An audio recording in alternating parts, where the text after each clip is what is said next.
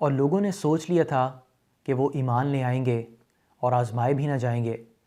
اللہ تعالیٰ نے قرآن میں فرمایا ہے کہ لوگوں کو آزمائشوں اور مشکلات میں سے گزار کر ہی سچے یا جھوٹے اور کھرے یا کھوٹے میں فرق کیا جائے گا۔ اسی تفریق کو مزید واضح کرنے اور انہی آزمائشوں اور مشکلات میں پورا اترنے والے لوگوں کو نمرہ احمد نے اپنے اس خوبصورت ناول جنت کے پتے میں سمویا ہے، جس کا آج میں ریویو پیش کر رہا ہوں۔ میرے لیے اب تک ریویو کی جانے والی کتابوں میں یہ مشکل ترین کتاب ہے، کیونکہ اس ناول میں بیک وقت تجسس بھی ہے، پراسراریت بھی، سنسنی خیزی بھی، روحانیت بھی اور محبت بھی، اس لیے اسے کسی ایک جانرے میں قید کرنا ممکن نہیں ہے۔ نمرہ احمد کا کہنا ہے کہ بنیادی طور پر یہ کہانی ہے اذیت سہنے والوں کی، درد اٹھا کر صبر کرنے والوں کی، جہد کرنے والوں کی، کانٹوں پہ چل کر موتی بننے والوں کی، اور یہ کہانی ہے اپنے مسئلے خود حل کرنے والوں کی، ہر مشکل میں عزم و ہمت سے راستہ نکالنے والوں کی، اور دوسروں کے سامنے اپنی تکالیف کا اشتہار نہ لگانے والوں کی۔ اس ناول پر آنے سے پہلے اگر کچھ بات نمرہ احمد کی جائے تو انہیں اس بات کا بھرپور کریڈٹ جاتا ہے کہ انہوں نے محض چند ہی سالوں میں اردو ادب کو بہت سی خوبصورت، لرزہ خیز اور سوچنے پہ مجبور کرنے والی کہانیوں سے متعارف کروایا۔ انہوں نے اپنے ناولز جن میں مصحف، قراقرم کا تاج محل، نمل اور حال ہی میں شائع ہونے والا حالم سر فہرست ہیں،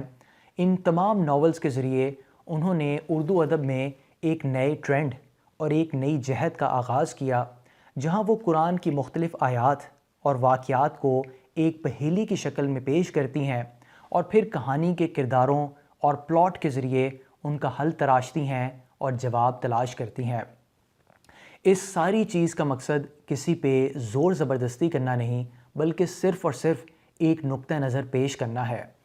تو ترکی کے پس منظر میں لکھا جانے والا یہ ناول جنت کے پتے آج سے چند سال پہلے 2012 کو منظر عام پہ آیا۔ ایسے لوگوں کے لیے تحریک پیدا کرنے کا ضامن ہے جو اللہ کے بتائے ہوئے سیدھے رستے پہ چلنا تو چاہتے ہیں، مگر انہیں اپنے ارد گرد کوئی حوصلہ افزا تحریک نہیں مل پاتی جو ان کی ہمت بندھائے۔ اگر اس ناول کی کہانی اور اس کے کرداروں کو دیکھا جائے تو اس کے دو مرکزی کردار حیا سلیمان اور جہان سکندر کی ہیں۔ حیا ایک ماڈرن اور خود مختار قسم کی لڑکی ہے اور وہ اسلامک یونیورسٹی اسلام آباد میں شریعہ اینڈ لاء میں LLB کر رہی ہوتی ہے۔ اسی دوران اسے پتہ چلتا ہے کہ وہ یورپین یونین کے ایک ایکسچینج پروگرام کے تحت وہ اپنا آخری سیمسٹر ترکی کی سبانچی یونیورسٹی میں گزارے گی۔ اس کو اسکالرشپ ملنے سے زیادہ اس بات کی خوشی ہوتی ہے کہ وہ ترکی میں موجود اپنی پھپھو کے بیٹے جہان سکندر سے مل پائے گی، جس سے اس کا نکاح بچپن میں ہی ہو جاتا ہے، لیکن کچھ وجوہات کے باعث اس کی فیملی ان دونوں کی علیحدگی کا سوچ رہے ہوتے ہیں، جبکہ دوسری طرف جہان سکندر جو اصل میں میجر جہان سکندر احمد ہے، بہت سی خداداد صلاحیتوں کا مالک ہے۔ اس کا تعلق پاکستان فوج سے ہے اور وہ خفیہ ایجنسیوں کے لیے دنیا بھر میں انڈر کور آپریشنز کرتا ہے۔ پہلے تو جہان کی کوشش ہوتی ہے کہ وہ کسی نہ کسی طرح حیا کو ترکی آنے سے روک سکے تاکہ وہاں پہ اپنی خفیہ شناخت اور سرگرمیوں کو جاری رکھ سکے، لیکن بالآخر جب وہ ترکی پہنچ جاتی ہے تو وہ اپنے آپ کو ٹرپل ایجنٹ یعنی 3 مختلف شخصیات کے روپ میں اپنے آپ کو متعارف کرواتا ہے، اور حیا کی زندگی میں بہت سے عجیب و غریب اور سنسنی خیز قسم کے واقعات ہونا شروع ہو جاتے ہیں۔ تو بنیادی طور پر یہ کہانی 2 حصوں پہ مشتمل ہے، جہاں کہانی پہلے حصے میں حیا سلیمان کے پرسپیکٹیو سے چلتی ہے اور دوسرے حصے میں جہان سکندر ان تمام واقعات کو حیا کے لیے بیان کرتا ہے جو اس سارے عرصے میں اس کے ساتھ پیش آئے ہوتے ہیں۔ اس مقصد کے لیے وہ اسے ایک پزل باکس دیتا ہے جس کے اندر ایک لاکر کی چابی ہوتی ہے اور اس لاکر میں ایک فلیش ڈرائیو جس پہ ایک پاسورڈ لگا ہوتا ہے۔ تو حیا کن مراحل سے گزر کر اس گتھی کو سلجھاتی ہے اور کن مشکلات سے گزر کر وہ ایک دوسرے سے مل پاتے ہیں اور کیوں اللہ جنت کے پتے تھامنے والوں کو کبھی رسوا نہیں کرتا۔ یہ سب کچھ اور اس کے علاوہ اور بہت کچھ آپ کو اس ناول کو پڑھ کر ہی پتہ چلے گا۔ اس پوری کہانی کا ٹرننگ پوائنٹ اس وقت آتا ہے جب حیا کے ساتھ ایک بہت ہی خوفناک اور دل دہلا دینے والا واقعہ اس وقت پیش آتا ہے جب اسے استنبول سے اغوا کر کے اسمگل کیا جا رہا ہوتا ہے، اور جہان سکندر کسی نہ کسی طرح اس کی جان بچا کر اسے استنبول کے قریب پرنسز آئلینڈز بھیج دیتا ہے۔ وہاں پہ حیا کی ملاقات دو اور کرداروں عائشہ گل اور بہار گل سے ہوتی ہے، اور شاید پہلی بار اسے اپنی زندگی کے بارے میں بہت کچھ سوچنے کا موقع ملتا ہے، اور پہلے وہ حجاب لینے کا فیصلہ کرتی ہے اور پھر نقاب کرنے کا۔ عائشہ گل اس کے سامنے پہیلی کی صورت یہ بات رکھتی ہے کہ آیت حجاب کا ذکر سورہ احزاب میں کیوں آیا؟ اللہ چاہتا تو یہ حکم کسی اور صورت میں نازل کر دیتا، یا سورہ احزاب کا نام کچھ اور رکھ دیتا، مگر یہی نام کیوں؟ اس پوری بات کا جواب وہ اس کہانی میں ایسے پیش کرتی ہیں کہ جس طرح احزاب کی جنگ میں مسلمانوں کو خندق کھودنی پڑی،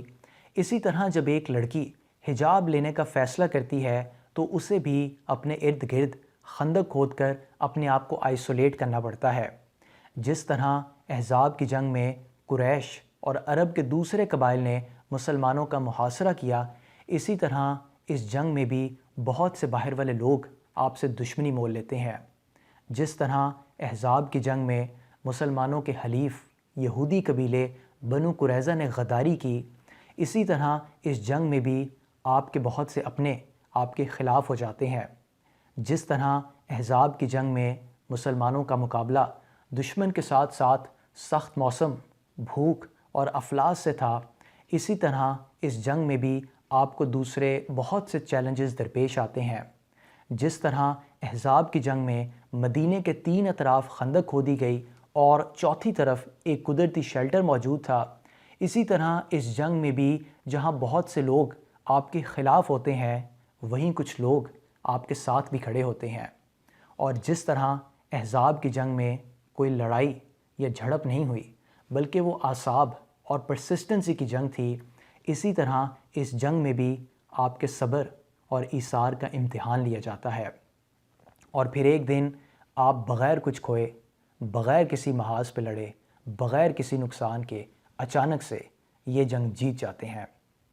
جس طرح میں نے پہلے بتایا کہ اس ناول کی کہانی ترکی کے بیک ڈراپ میں سن 2010 کے پہلے حصے پہ مشتمل ہے، تو یہاں پہ نمرہ احمد کی جتنی تعریف کی جائے وہ کم ہے، کیونکہ جس باریک بینی سے اور جس خوبصورتی سے انہوں نے ترکی کے کلچر کو اور وہاں کے رسم و رواج کو، لوگوں کو اور خاص طور پر تاریخی مقامات کو دکھایا ہے، وہ یقیناً قابل تعریف ہے۔ استنبول میں موجود سلطان احمد یا بلو ماسک اور ٹاپ کپی پیلس سے لے کر بوسفورس